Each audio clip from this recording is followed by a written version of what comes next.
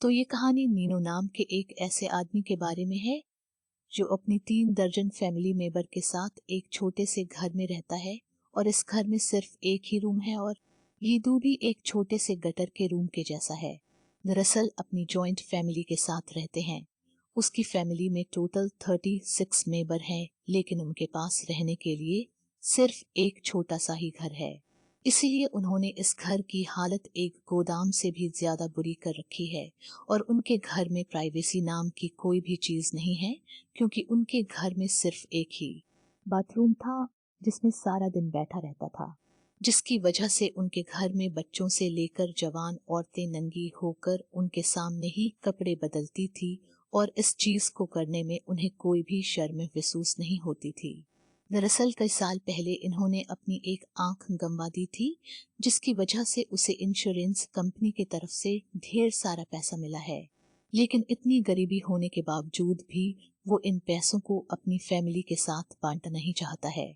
इसलिए जब भी उसका बेटा उसे पैसे मांगने के लिए आता है, तब वो उसे पैसे देने से इनकार कर देता है और उसे मारकर वहां से भगा देता है। वो अपने साथ एक बंदूक रखता है, क्योंकि वो जानते हैं कि उसके सोते ही उसके घर का कोई ना कोई उसके पैसे चोरी कर लेगा। इसीलिए एक आंख टूटने के बाद उसने अपनी दूसरी आंख कभी भी बंद नहीं की, और यहाँ तक कि रात को जाग जाग कर वो अपने पैसों का पहरा देता है। साथ ही साथ उसे अधेड़ उम्र की औरतों को छेड़ने में भी काफी मजा आता है। ये मौका मिलने पर वो इस नेक काम को करने में कोई भी कसर नहीं छोड़ता। एक आंख फूटी होने की वजह से वो लड़कियों को आंख भी मारता है, और लड़कियों को इस बारे में पता भी नहीं चलता। और ये लोग जिस बस्ती में रहते हैं, उस बस्ती के ज्यादातर शरीफ लोग चोरी करना ही पसंद करते हैं, जिससे उन्हें रोजगार के 2 वक्त का हराम का खाना भी मिल जाता है। नीनू की बड़ी बेटी पैसे कमाती है, लेकिन इसके लिए वो किसी भी हद तक जा सकती है। दूसरी तरफ उसकी छोटी बेटी दूसरों के घर में पोछा लगाने का काम करती है। और वन दिन जब वो अपनी बड़ी बहन के साथ जा रही थी, अब वो उससे कहती है कि पैसे कमाने के लिए ये सब कुछ करना ठीक नहीं है।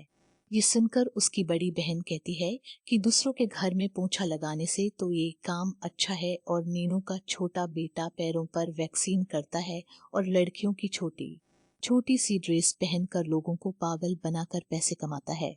नीनू की फैमिली में इतनी गरीबी थी कि सुबह से लेकर शाम तक उनके घर में खाने पीने के साथ साथ मारपीट भी चटनी की तरह परोसी जाती थी। नीनू अपने पैसों को लड़कियों के ऊपर और दारू पीने के लिए खर्च करता था, और नशा टूट जाने के बाद वो हर रोज भूल जाता था कि उसने किस काम से पैसों को खर्च किया है। इसीलिए वह रोज पैसों को गिनकर उन्हें अलग अलग जगह पर छुपाता था। और पैसों को छुपाने से पहले वो अपनी बूढ़ी माँ को हर रोज कपड़े से ढक देता था। वन दिन की फैमिली को पता चलता है कि उसकी माँ को पेंशन का पैसा मिलने वाला है।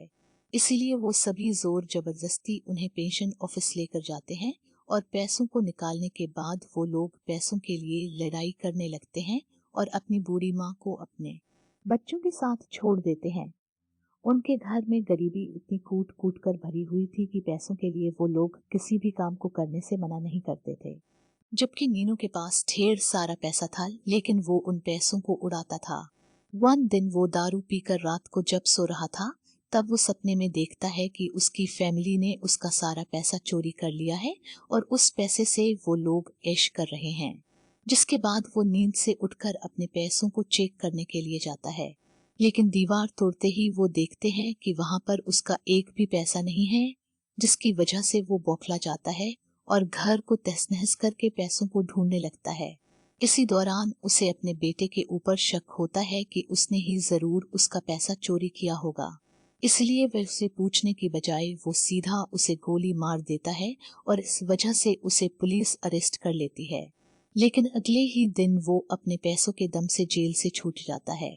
दूसरी तरफ घर के सभी लोग उन पैसों को घर के चारों तरफ रहे थे, लेकिन उन्हें वो पैसा कहीं पर भी नहीं मिल रहा था।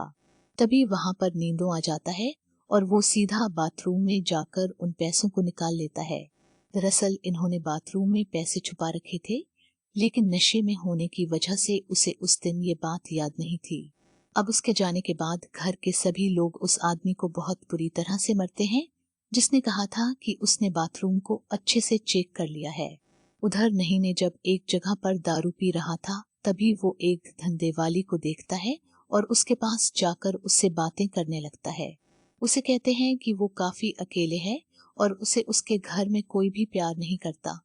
सभी लोग उसका पैसा उससे छीना चाहते हैं। इसके बाद भी उस औरत के साथ काफी मजे लेता है और रात को वो उसे अपने घर में ले जाता है। यहाँ पर वो अपनी बीवी को उसके बिस्तर से उठने के लिए कहता है और कहते हैं कि ये आज से मेरी दूसरी बीवी है।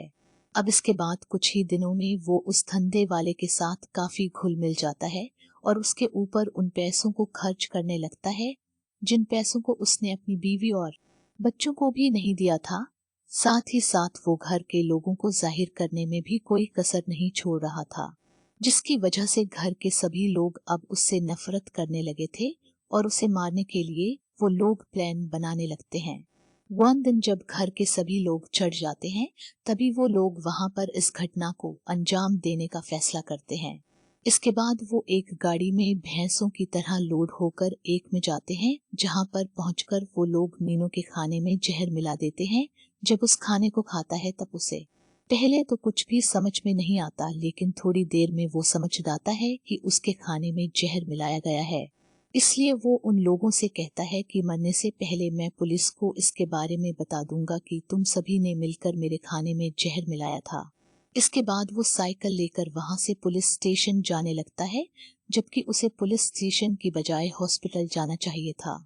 दरअसल अपने आप को बचाने के लिए नहीं बल्कि उन लोगों को मरवाने के लिए जा रहा था, लेकिन जहर खाने की वजह से वो ज्यादा दूर तक नहीं जा पाता और एक नदी के किनारे आकर गिर जाता है। अब क्योंकि उसने पूरा खाना नहीं खाया था, इसलिए वो उल्टी करके उस खाने को निकाल देता है जिसमें जहर मिला हुआ था, जिसकी वजह से वो बच जाता है। इसके बाद वो रात को अपने घर में दारू छिड़क कर उसमें आग लगा देता है और दूर से अपने परिवार को मरते हुए देखने लगता है। लेकिन इससे पहले कि वो आग मेरे घर में फैलती, घर के सभी लोगों को आग के बारे में पता चल जाता है और वो लोग घर से बाहर निकल जाते हैं। बाहर वो लोग नीनू को एक पेड़ पर चढ़ा हुआ देखते हैं और उसके ऊपर पत्थर फेंककर फिर से उसे जान से मारने की कोशिश करते हैं, लेकिन इससे भी उसे कुछ नहीं होता। अगले दिन वो सभी लोग उस घर को ठीक करने की कोशिश करते हैं, लेकिन वहीं दूसरी तरफ उस घर को एक आदमी को बेच देता है। बाकी उसकी फैमिली रास्ते में भीख मांगने पर मजबूर हो जाए और फिर अपने उन पैसों को लेकर उस धंधे वाले के साथ मजे लेने लगता है।